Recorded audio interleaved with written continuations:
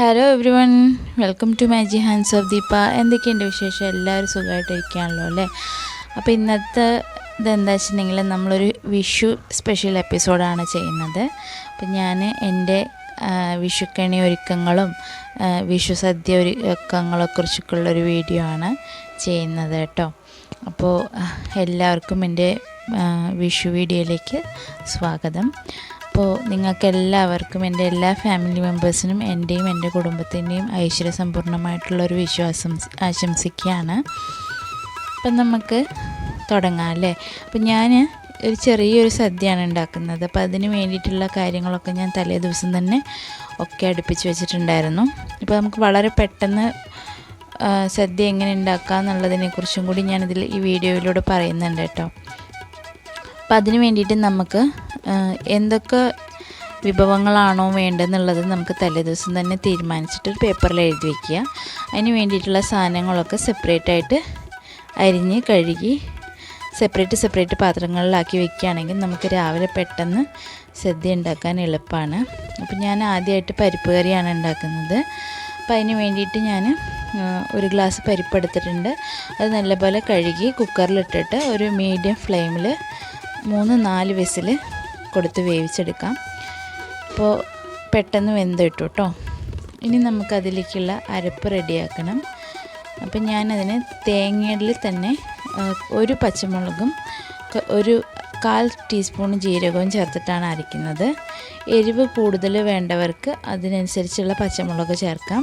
അപ്പം നമുക്കിനി ഈ പരിപ്പ് ഉടച്ച് വെച്ചതിലേക്ക് ഈ അരച്ച തേങ്ങാക്കൂട്ട് ചേർത്ത് കൊടുക്കാം. എന്നിട്ട് നല്ലപോലെ ഇളക്കി കൊടുക്കുക. ഇനി ആവശ്യത്തിന് ഉപ്പ് ചേർത്ത് കൊടുക്കുക. ഉപ്പ് ചേർത്ത് കൊടുത്തതിന് ശേഷം നല്ലപോലെ തേങ്ങയുടെ പച്ചമണം മാറുന്നിടം വരെ നല്ലപോലെ ഒന്ന് തിളപ്പിച്ചെടുക്കുക. ഇനി നമുക്കതൊന്ന് കടുക് വറുത്തെടുക്കാം. അപ്പോൾ ഞാനിവിടെ വെളിച്ചെണ്ണയാണ് ഉപയോഗിക്കുന്നത്. വെളിച്ചെണ്ണ ചൂടാക്കിയതിന് ശേഷം 1/2 ടീസ്പൂൺ കടുകും 2 ഉണക്കമുളകും 1 പിടി കറിവേപ്പിലയും കൂടി ഇട്ടിട്ട് നല്ലപോലെ കടുക് വറുക്കുക. അത് നമുക്കത് പരിപ്പിലേക്ക് ഒഴിച്ചു കൊടുക്കാം. അപ്പോൾ നമ്മുടെ ആദ്യത്തെ സദ്യ പരിപ്പ് കറി റെഡിയായി. ഇനി നമുക്ക് സെക്കൻഡ് വയ്ക്കുന്നത് നമ്മൾ സാമ്പാറാണ് വയ്ക്കുന്നത്. അപ്പോൾ അതിന് വേണ്ടിയിട്ട് എല്ലാ കഷ്ണങ്ങളും റെഡിയാക്കി വെച്ചിട്ടുണ്ട്. അപ്പോൾ അതിലേക്ക് നമുക്ക് 1.5 ഗ്ലാസ് പരിപ്പിട്ട് കൊടുക്കാം. അപ്പോൾ വിഷു ആയതുകൊണ്ട് അത്യാവശ്യം കുറച്ച് കൂടുതൽ പരിപ്പ് സാമ്പാർ വേണ്ടി വരുമല്ലോ. അപ്പോൾ അതിനനുസരിച്ചുള്ള പരിപ്പ് എടുക്കുക. പരിപ്പിലേക്ക് തന്നെ നമുക്ക് കഷ്ണങ്ങളും കൂടി ഇട്ട് വേവിക്കാം. അങ്ങനെ ഒരു 3-4 വെളുത്തുള്ളി ഇടുന്നുണ്ട്. എല്ലാ കഷ്ണങ്ങളും ചെറുതായിട്ട് അരിഞ്ഞിട്ട് നമുക്കിതിൻ്റെ കൂടെ തന്നെ ഇട്ട് വേവിച്ചെടുക്കാം. ഇപ്പോൾ കുക്കറിലായതുകൊണ്ട് നമുക്ക് വളരെ പെട്ടെന്ന് ഉണ്ടാക്കാൻ പറ്റും. പിന്നെ തക്കാളി ഉള്ളി അരിഞ്ഞത് ചേർത്ത് കൊടുക്കാം. ആവശ്യത്തിന് വെള്ളം ഒഴിച്ചു കൊടുക്കുക.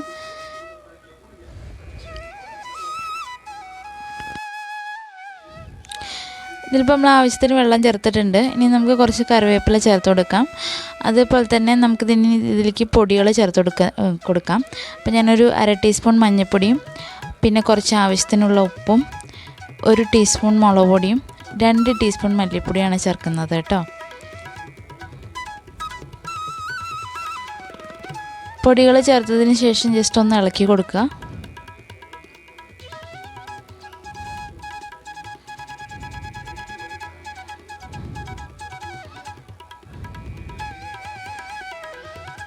ഇനി നമുക്ക് ഒന്ന് അടച്ചു വെച്ചിട്ട് ഒരു 3-4 വിസിലിൽ വേവിച്ചെടുക്കാം കേട്ടോ. അപ്പോൾ നിങ്ങൾക്ക് എൻ്റെ വീഡിയോസൊക്കെ ഇഷ്ടപ്പെടുകയാണെങ്കിൽ എല്ലാവരും ഒന്ന് സബ്സ്ക്രൈബ് ചെയ്ത് സപ്പോർട്ട് ചെയ്യണം. എന്തെങ്കിലും കുറ്റങ്ങളും കുറവുകളൊക്കെ ഉണ്ടെങ്കിൽ ജസ്റ്റ് ഒന്ന് കമൻറ്റ് ചെയ്ത് തന്നെ അറിയിക്കണം കേട്ടോ. എന്നാലല്ലേ എനിക്ക് ഇമ്പ്രൂവ് ചെയ്യാൻ പറ്റുള്ളൂ. അപ്പോൾ നമ്മുടെ സാമ്പാറിൻ്റെ വിസിലൊക്കെ വന്നിട്ടുണ്ട്. ഇനി നമുക്കൊന്ന് നോക്കി നോക്കാം. ഇപ്പോൾ ഇനി ഒന്ന് ജസ്റ്റ് ഇളക്കി കൊടുത്തതിന് ശേഷം നമുക്ക് പുളിവെള്ളം ചേർത്ത് കൊടുക്കാം. അപ്പം ഞാനിവിടെ ഒരു നാരങ്ങ വലിപ്പത്തിലുള്ള പുളിയാണ് എടുത്തിരിക്കുന്നത്. പിന്നെ ഇതിലേക്ക് വെണ്ടയ്ക്ക വഴറ്റി ചേർക്കേണ്ടവർക്ക് വഴറ്റി ചേർക്കാം. അല്ലാത്തവർക്ക് ഇങ്ങനെ ഡയറക്റ്റ് ഇട്ടിട്ട് നമ്മളിനി പുളിവെള്ളം ചേർത്തിട്ടൊന്ന് തിളപ്പിക്കുമല്ലോ. അതായത് വെള്ളത്തിൻ്റെ പച്ചച്ചവ മാറാൻ വേണ്ടിയിട്ട് ഒന്ന് തിളപ്പിച്ചെടുക്കുമല്ലോ. അപ്പോൾ തന്നെ നമുക്ക് വെണ്ടയ്ക്കയും കൂടെ ചേർത്തിട്ട് മുരിങ്ങക്കായ ഇടുന്നുണ്ട് മുരിങ്ങക്കായും കൂടി ചേർത്തിട്ട് ജസ്റ്റ് നല്ല പോലെ ഒന്ന് തിളപ്പിച്ചെടുക്കാം. അപ്പോൾ ഇത് ഏകദേശം ആയിട്ടുണ്ട്. ഇനി നമുക്കിതിലേക്ക് സാമ്പാർ പൊടി കടുക് വറുത്തിടണം. സാമ്പാർ പൊടി ചേർക്കേണ്ടാത്തവർക്ക് സാദാ വറുത്തിട്ടാൽ മതി. ഉണക്കമുളകും കടുകും കറിവേപ്പിലയും കൂടി വറുത്തിട്ടാൽ മതി. അപ്പോൾ ഞാൻ സാമ്പാർ പൊടി ചേർക്കുന്നുണ്ട്. അപ്പോൾ നമ്മൾ എണ്ണ ചൂടാക്കി കടുകിട്ടു, ഉണക്കമുളക് ഇട്ടു, അതിൻ്റെ കൂടെ തന്നെ നമുക്ക് കറിവേപ്പില ഇട്ട് കൊടുക്കാം. പിന്നെ ഞാനിപ്പോൾ 2 ടീസ്പൂണ് സാമ്പാർ പൊടിയാണ് ചേർക്കുന്നത്. സാമ്പാർ പൊടി ചേർക്കുമ്പോൾ തീ നല്ലപോലെ കുറച്ച് വയ്ക്കണം, അല്ലെങ്കിൽ പെട്ടെന്ന് കരിഞ്ഞു പോകാൻ സാധ്യതയുണ്ട് കേട്ടോ. അപ്പോൾ ഇതിനി നല്ലപോലെ ഒന്ന് ഇളക്കി കൊടുത്തിട്ട് സാമ്പാറിലേക്ക് ചേർത്ത് കൊടുക്കാം. അപ്പോൾ ഞാൻ ഈ സദ്യയുടെ കാര്യങ്ങളൊക്കെ ഇങ്ങനെ ഓരോന്നോരോന്ന് ഇങ്ങനെ വിശദമായിട്ട് പറയുന്നത് വെച്ചിട്ടുണ്ടെങ്കിൽ ഒത്തിരി ബിഗിനേഴ്സ് ഉണ്ടാവും, ഒരു പാചകം അറിയാത്ത ആൾക്കാരുണ്ടാവും, അവർക്ക് വേണ്ടിയിട്ടും കൂടിയാണ് ഇങ്ങനെ പറയുന്നത് കേട്ടോ. അപ്പോൾ ഇനി നമ്മുടെ സാമ്പാർ റെഡി ആയിട്ടുണ്ട്. മല്ലിയില ഇഷ്ടമുള്ളവർക്ക് മല്ലിയില ചെറുതായിട്ട് അരിഞ്ഞിട്ട് ഇട്ട് കൊടുക്കാം. ഇനി നമുക്ക് അവിയലുണ്ടാക്കാം. അവിയലുണ്ടാക്കാൻ വേണ്ടിയിട്ടുള്ള കഷ്ണങ്ങളെല്ലാം ആദ്യം തന്നെ കഴുകി റെഡിയാക്കി വെച്ചിട്ടുണ്ട്. നമുക്കൊരു ചട്ടിയിലേക്ക് കുറച്ച് വെളിച്ചെണ്ണ ഒഴിച്ചു കൊടുക്കാം. എന്നിട്ട് ഈ അവിയലിൻ്റെ കഷ്ണങ്ങളെല്ലാം ഇട്ടിട്ട് ജസ്റ്റ് ഒന്ന് ഇളക്കി കൊടുക്കാം.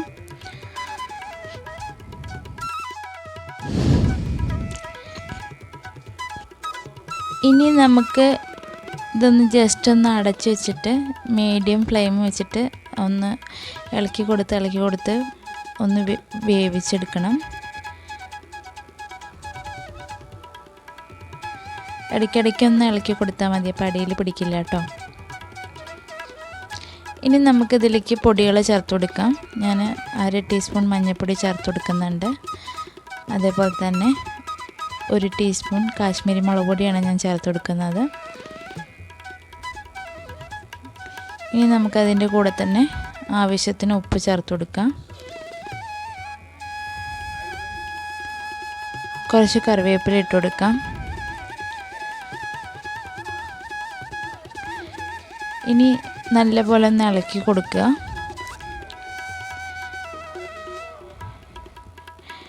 ഇളക്കി കൊടുത്തതിന് ശേഷം ജസ്റ്റ് ഒന്ന് അടച്ച് വെച്ച് വേവിക്കാം. ഒരു 1/2 ഗ്ലാസ് വെള്ളം ചേർത്ത് കൊടുത്താൽ മതി, അടിയിൽ പിടിക്കാതിരിക്കാൻ വേണ്ടിയിട്ടാണ് കേട്ടോ. ഇനി നമുക്ക് ഈ കഷ്ണങ്ങൾ ഒന്ന് വെന്തോന്ന് നോക്കി വെക്കാം.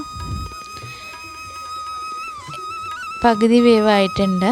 അപ്പം നമുക്കിനി ഇതിലേക്കുള്ള അരപ്പ് റെഡിയാക്കാം.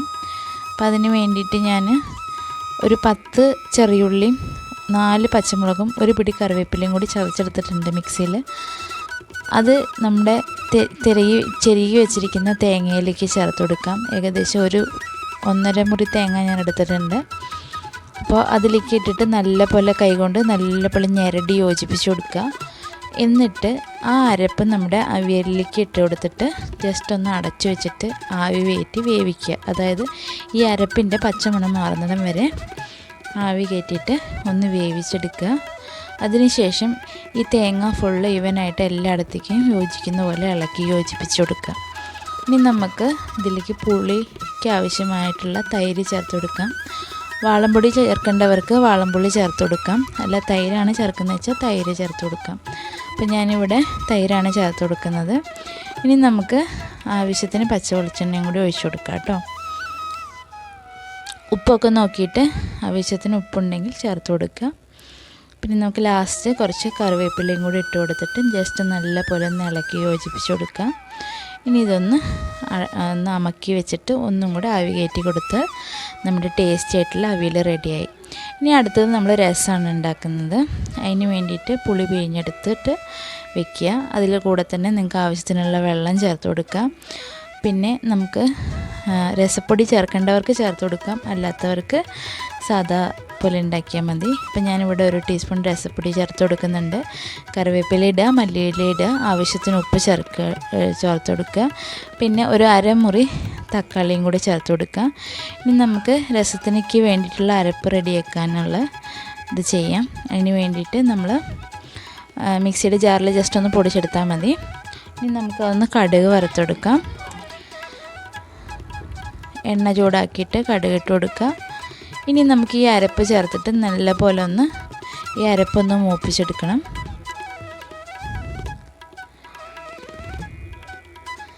നല്ലപോലെ ഇളക്കി യോജിപ്പിച്ച് കൊടുക്കുക. ആവശ്യത്തിന് മഞ്ഞൾപ്പൊടി ചേർത്ത് കൊടുക്കുക.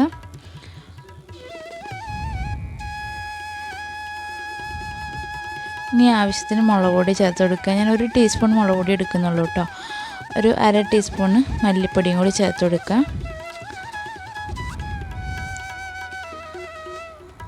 ആവശ്യത്തിന് കായപ്പൊടിയും കൂടി ചേർത്ത് കൊടുക്കുക കേട്ടോ.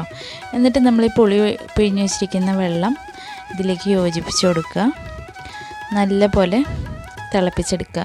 അപ്പം നമ്മുടെ ടേസ്റ്റി ആയിട്ടുള്ള രസം റെഡി ആയിട്ടുണ്ട്.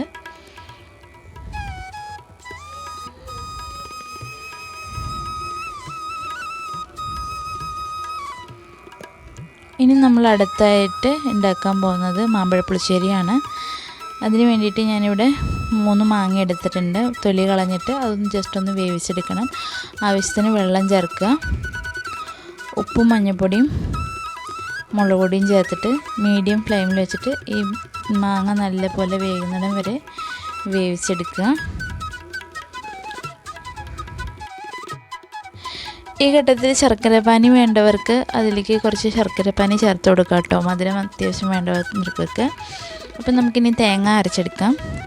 അപ്പോൾ ഈ അരപ്പ് നമുക്ക് ഈ മാമ്പഴ പുളിശ്ശേരിയിലേക്ക് ചേർത്ത് കൊടുക്കാം. അതിന് ശേഷം നല്ലപോലെ ഇളക്കി യോജിപ്പിച്ച് കൊടുക്കാം. ഈ അരപ്പിൻ്റെ പച്ചമണം മാറുന്നിടം വരെ തിളപ്പിക്കണം കേട്ടോ.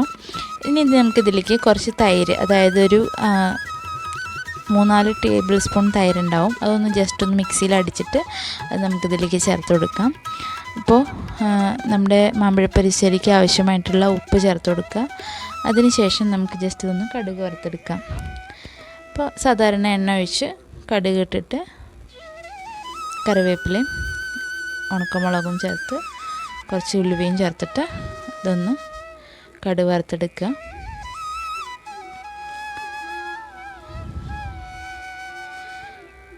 ഇനി നമ്മുടെ കടുക് പൊട്ടിച്ചത് മാമ്പഴ പുളിശ്ശേരിയിലേക്ക് ചേർത്ത് കൊടുക്കുക കേട്ടോ. അപ്പോൾ നമ്മുടെ അടിപൊളിയായിട്ടുള്ള നല്ല ടേസ്റ്റി ആയിട്ടുള്ള മാമ്പഴ പുളിശ്ശേരി റെഡി ആയിട്ടുണ്ട്.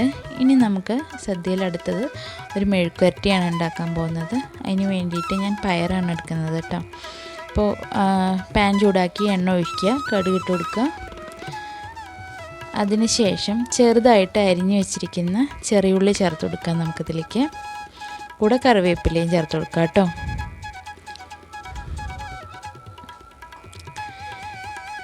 ഇനി ഇത് നല്ലപോലെ ഒന്ന് ഇളക്കി യോജിപ്പിച്ച് കൊടുക്കണം. അതായത് ഈ ഉള്ളി ഒന്ന് ജസ്റ്റ് നല്ലപോലെ വഴറ്റിയെടുക്കണം.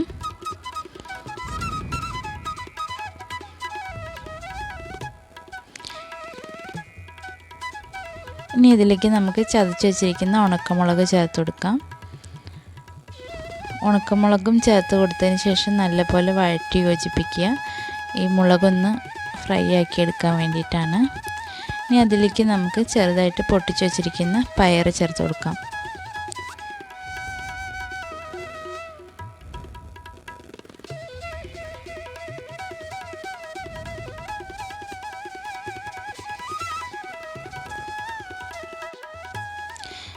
ഇനി ഇതിലേക്ക് നമുക്ക് ആവശ്യത്തിനുള്ള ഉപ്പ് ചേർത്ത് കൊടുക്കാം. ഉപ്പ് ചേർത്ത് കൊടുത്തതിന് ശേഷം നല്ലപോലെ ഇളക്കി യോജിപ്പിച്ച് കൊടുക്കുക.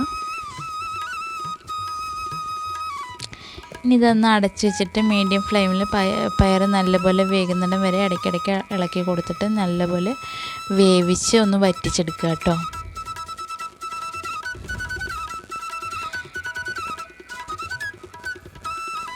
അപ്പോൾ നമ്മുടെ വീഡിയോസൊക്കെ ഇഷ്ടപ്പെടുന്നുണ്ടെങ്കിൽ എല്ലാവരും ഒന്ന് ലൈക്ക്, ഷെയർ, കമൻറ്റ്, സബ്സ്ക്രൈബ് ഒക്കെ ചെയ്ത് സപ്പോർട്ട് ചെയ്യണം കേട്ടോ. ഇപ്പോൾ ഏകദേശം നമ്മുടെ പയർ മെഴുക്കുവരട്ടി പകുതി വേവായിട്ടുണ്ട്. ജസ്റ്റ് ഒന്ന് ഇളക്കി കൊടുക്കുക, അടച്ചു വെച്ച് വേവിക്കുക.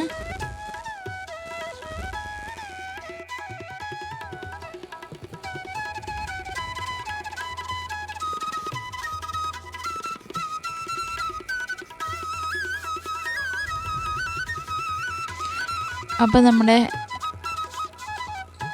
പയർ മെഴുക്കുവരട്ടി റെഡി ആയിട്ടുണ്ട്. ഇനി നമുക്ക് അടുത്തത് ഉണ്ടാക്കാൻ പോകുന്നത് ബീട്രൂട്ട് പച്ചടിയാണ്. അപ്പോൾ അതിന് വേണ്ടിയിട്ട് ഞാൻ ബീട്രൂട്ട് നല്ലപോലെ ചിരകി എടുത്തിട്ടുണ്ട്. സാധാരണ ഞാൻ കഷ്ണങ്ങളാക്കിയിട്ട് വേവിച്ച് അരച്ചെടുക്കലാണ് പതിവ്. പക്ഷേ ഇപ്രാവശ്യം വേറെ ഡിഫറെൻ്റായിട്ട് വയ്ക്കാമെന്ന് വിചാരിച്ചു. നമുക്ക് അതിലേക്ക് 1/2 ഗ്ലാസ് വെള്ളം ചേർത്ത് കൊടുക്കാം. ഇനി വെള്ളം ചേർത്ത് കൊടുത്തതിന് ശേഷം ഇതൊന്ന് അടച്ചു വെച്ചിട്ട് 2 വിസിൽ കൊടുത്തിട്ട് വേവിക്കുക. അപ്പം നമ്മുടെ കുക്കറിന് വിസിൽ വന്നിട്ടുണ്ട്. ഇനി നമുക്കൊന്ന് അരച്ചെടുക്കാം. ഇതിലേക്ക് തേങ്ങയിലേക്ക് നമ്മൾ പച്ചമുളകും ജീരകവും കടുകും ഒരു കഷ്ണം ഇഞ്ചിയും കൂടിയാണ് ചേർത്ത് കൊടുക്കുന്നത് കേട്ടോ. ആവശ്യത്തിന് തൈരും കൂടി ചേർത്തിട്ട് നല്ലപോലെ മഷി പോലെ അരച്ചെടുക്കുക. ഇപ്പം നമുക്ക് വെള്ളത്തിന് വരെ തൈര് ചേർക്കുകയാണെങ്കിൽ ഇത് കുറേ വെള്ളം പോലെ ആവില്ല കേട്ടോ, കട്ടിയായിട്ട് കിട്ടുമേ. ഇനി നമുക്ക് ഈ അരപ്പ് ചേർത്തിട്ട് ഈ അരപ്പിൻ്റെ പച്ചമണം മാറുന്നിടം വരെ നല്ലപോലെ ഒന്ന് ഇളക്കി യോജിപ്പിച്ചൊന്ന് വേവിച്ചെടുക്കുക. ഇപ്പം നമുക്കിതിലേക്ക് കുറച്ചും കൂടി തൈര് ചേർത്ത് കൊടുക്കേണ്ടതുണ്ട് കേട്ടോ. പുളി ഉണ്ടാവില്ല തൈരിട്ട്, പുളിയില്ലാത്ത തൈരാണ്. അപ്പോൾ അത് ഒരു 3 ടീസ്പൂണും കൂടി ചേർത്ത് കൊടുത്തതിന് ശേഷം നല്ലപോലെ ഇളക്കി യോജിപ്പിച്ച് കൊടുക്കുക. ആവശ്യത്തിന് ഉപ്പ് ചേർത്ത് കൊടുക്കുക. ഇനി നമുക്കൊന്ന് കടുക് വറുത്തെടുക്കണം കേട്ടോ.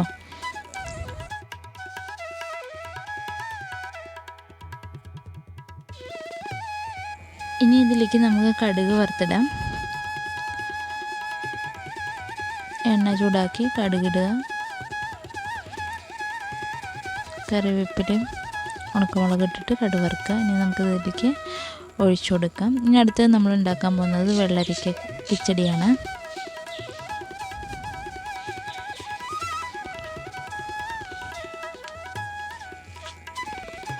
അതിന് വേണ്ടിയിട്ട് വെള്ളരിക്ക ഞാൻ ചെറുതായിട്ട് അരിഞ്ഞിട്ട് കുക്കറിലിട്ടിട്ട് 3 വിസിൽ കൊടുത്ത് വേവിച്ച് വെച്ചിട്ടുണ്ട്. നല്ലപോലെ വെന്ത് കിട്ടിയിട്ടുണ്ട്.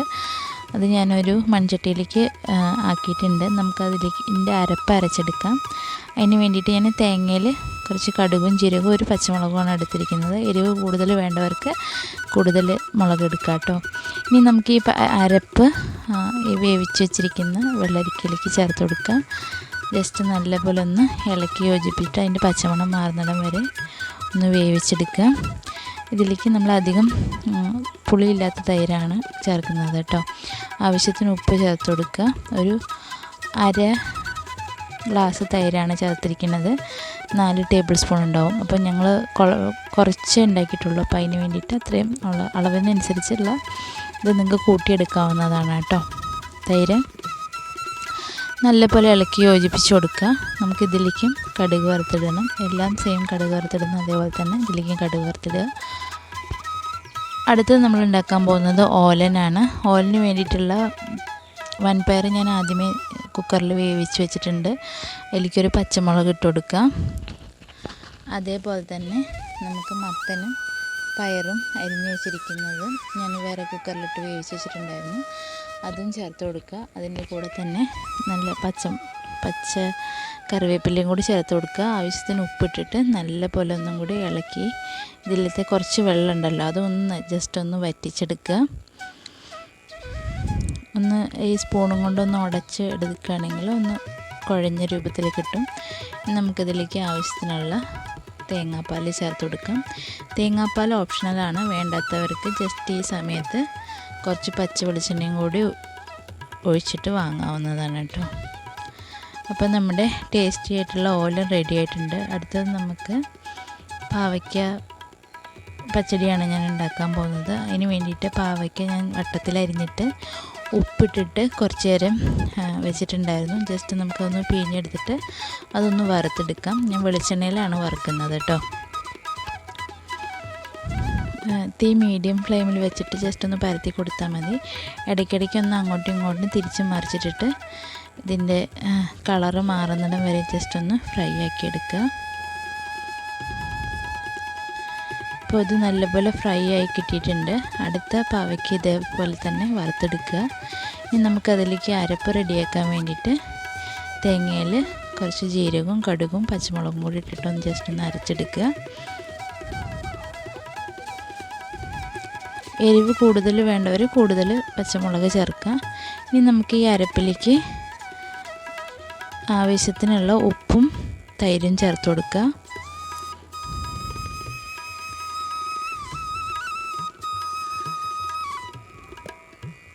നല്ലപോലെ ഇളക്കി യോജിപ്പിച്ച് കൊടുക്കുക.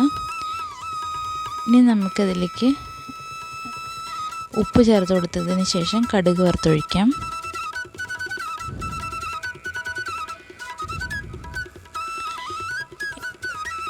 ഇനി നമുക്കതിലേക്ക് വറുത്ത് വെച്ചിരിക്കുന്ന പാവയ്ക്ക ചേർത്ത് കൊടുക്കാം. പാവയ്ക്ക പൊടിച്ച് വേണമെങ്കിലും ചേർക്കാം കേട്ടോ, ജസ്റ്റ് ഒന്ന് ഉടച്ചിട്ട് വേണമെങ്കിലും ചേർക്കാം. അതല്ലാതെ അങ്ങനെ ഇടുന്നവർക്ക് അങ്ങനെ ഇടാം. അപ്പം നമ്മുടെ ടേസ്റ്റി ആയിട്ടുള്ള പാവയ്ക്ക കിച്ചടി റെഡി ആയിട്ടുണ്ട്.